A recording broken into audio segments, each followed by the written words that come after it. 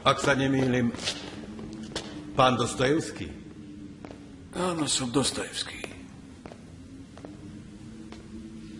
To je váš sused, známy? No, stretli sme sa. Občas ma pozdravil na schodoch.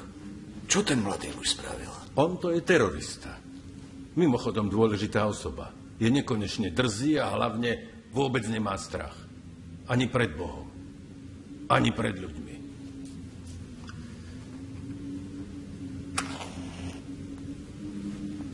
Dáte si? Sú tuhé? Nie. Ďakujem. Ja som vtedy bol tam na cvičisku, keď vás mali popraviť. Bol som mladý. Pamätáte si tú zimu? Nie, nepamätám si. Priznám sa, vtedy som zimu necítil. Iba strach. Chcel som len žiť. Bola psia zima. Stál som proti vám. Prst na spúšti sa mi chvel, no nie od zimy. Vtedy som prvý raz mieril na človeka. Mieril som na vás. Mali ste vtedy na hlave vrece. A ja som cezeň videl vaše oči. Živé. Pochopil som, že viete, že o chvíľu príde smrť.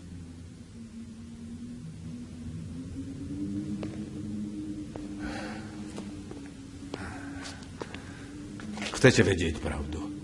Zdržiavala ma akási podivná sila a prst na spúšť som nevládal dať. No ak by bol rozkaz, neminul by som.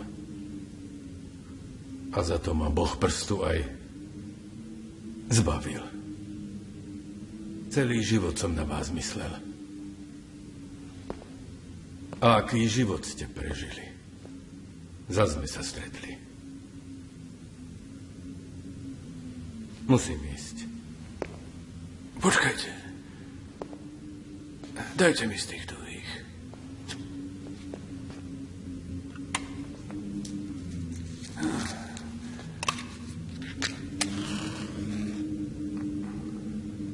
Potrebujem len trochu času. Za 3 roky musíme vyriešiť istú vec.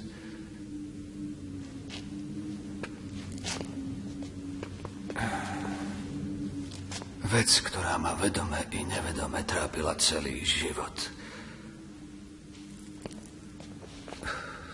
To bude moja posledná spoveď. Môj hrdina je dieťa doby, pochybností a neistoty. Neskôr je z neho fanatik. Ateista a sektár. Veriaci a zas fanatik. A zas ateista. A zožiera ho tá istá otázka až po hrob. A to existencia Boha. No, je to ťažká vec. A stojí mnoho síl. No je aj osudová. A musí odhaliť moje meno. Inak žiadna nádej nezostane. Stihnem to.